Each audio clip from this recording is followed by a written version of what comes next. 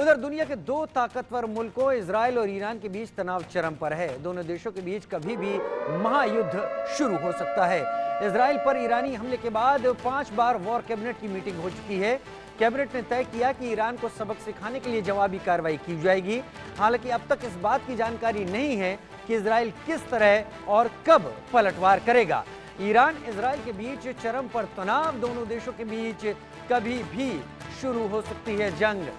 ईरानी हमले के बाद इजरायली वॉर कैबिनेट का फैसला, ईरान पर जवाबी कार्रवाई जरूर की जाएगी। दूसरी ओर अमेरिका भी अपने दोस्त इजराइल के लिए ईरान पर सख्त एक्शन मोड में है। इजराइल के आग्रह पर अमेरिका ईरान पर पाबंदियों की झड़ी लगाने जा रहा है।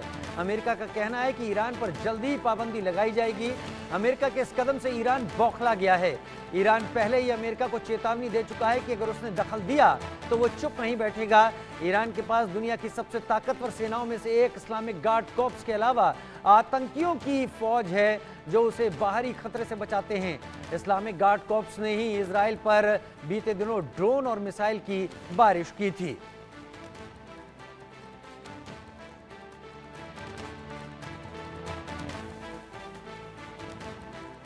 प्रफुल्ल बख्शी डिफेंस एक्सपर्ट के तौर पर मेरे साथ जुड़ गए हैं। वीएन झा साहब भी डिफेंस एक्सपर्ट के तौर पर मेरे साथ जुड़ गए हैं। प्रफुल्ल सर, बहुत स्वागत है इंडिया न्यूज में आपका। अब इजराइल की वॉर कैबिनेट ने तय किया है, जवाब तो देंगे लेकिन कब और कैसे, इसका इंतजार करना होगा। प्रफुल्ल सर।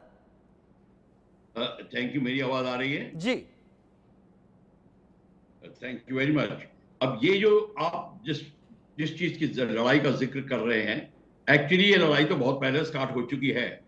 जो गाजा की में चल रही है अगेंस्ट हमास, वो भी इजराइल ही पूरी, ईरान ही पूरी सपोर्ट कर रहा है। सारी मिसाइल, सारी अंडरग्राउंड टनल, सारे रॉकेट, सब सिर्फ डायरेक्ट सप्लाई एंड ट्रेनिंग और 3 साल की प्रिपरेशन, ये सारी ईरान ने करी। तो अब इजराइल के पास में जो है, उन्होंने डिसाइड कर लिया है कि इस लड़ाई को अंत करके रहेंगे। वो वेट कर रहे थे कि कब फिजिकली ईरान लड़ाई में उतरे और उसको मौका मिले कि ईरान के ऊपर लड़ाई हमला शुरू कर दे। एयर डिफेंस के हिसाब से जो है, इजराइल की एयर डिफेंस बहुत तगड़ा है। ईरान ने स्टार्ट कर दिया है उसके ऊपर हमला, और ईरान ने उसके ऊपर कई तरीके से हमले कर रहे हैं। लॉन्ग रेंज मिसाइल भी है और उसके नॉर्मल शिपिंग के भी हमला हो रहा है।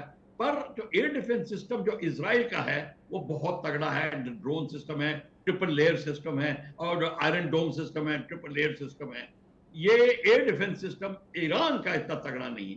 दूसरा, इजराइल के जो एयरफोर्स है वो रिटेलिएट कर सकती है by fighter aircraft and by long range missile का जिक्र इजराइल बहुत कम करता है, और उसकी क्षमता एक्चुअली बहुत अच्छी है। हालांकि ईरान अपनी मिसाइल के ऊपर बहुत फख्र करता है क्योंकि चाइना उसको डायरेक्ट सप्लाई कर रहा है। रशियन टेक्नोलॉजी को दोनों ने मिलकर डेवलप किया हुआ है। मैं ग्रुप कैप्टन वीएन झा से भी पूछ लेता हूं। ग्रुप कैप्टन झा, अभी जो स्थिति है, ईरान ने तो पहला वार कर दिया है। उसने अपने ड्रोन्स और मिसाइल्स के जरिए इजराइल को हिलाने की कोशिश की, लेकिन उसे कुछ खरोंचों की तरह ही माना जाए। कुछ एक मिसाइलें इजराइल की जमीन पर जाकर गिरी हैं। अब इजराइल जवाब देगा तो क्या यह उम्मीद पूरी है कि इस पूरे इलाके में एक नया और बड़ा वॉर शुरू हो सकता है? आपको मैं आज से 5 साल पहले लेके जाऊंगा, जब पुलवामा हुआ था और उसके बाद बालाकोट। भारत ने भी यही कहा था कि हम इसका जवाब तो देंगे, लेकिन अपने मुताबिक समय और तरीका हमारा होगा। तो देखिए, जब ईरान और इस्राइल की सरजमीन एक दूसरे से नहीं मिल रही है, जहाँ पे कि एक दूसरे की जो थल सेना है वो लड़ाई नहीं कर सकते हैं, तो अटैक्स जो होंगी वो इसी तरह की प्रिसीजन अटैक्स होंगी स्ट्रेटेजिकली इंपॉर्टेंट एसेट्स पे। अब जो ईरान ने किया था, उसने क्या किया था हम सबों को पता नहीं है, क्योंकि उन्होंने अपने ड्रोन भेज दिए, अपने जो क्रूज मिसाइल्स हैं वो भेज दिए, जो सारे के सारे बर्बाद हो गए। बैलिस्टिक मिसाइल्स भी ज़्यादातर बर्बाद हो गए, लेकिन कुछ जरूर वहाँ पे जाके गिरे। तो ये तरीका नहीं है अटैक करने का। अब ईरान के अंदर में या ईरान के जो प्रॉक्सीज हैं, चाहे वो लेबनान हो, चाहे इराक हो, चाहे सीरिया हो, ये प्रॉक्सीज के पास में ऐसे कौन से एसेट्स हैं जिसके ऊपर चोट करने से ईरान को सबसे ज्यादा दर्द होगा। तो वो टारगेट अभी इस्राइल जो है बड़े शांति से वो पिकअप करेगी।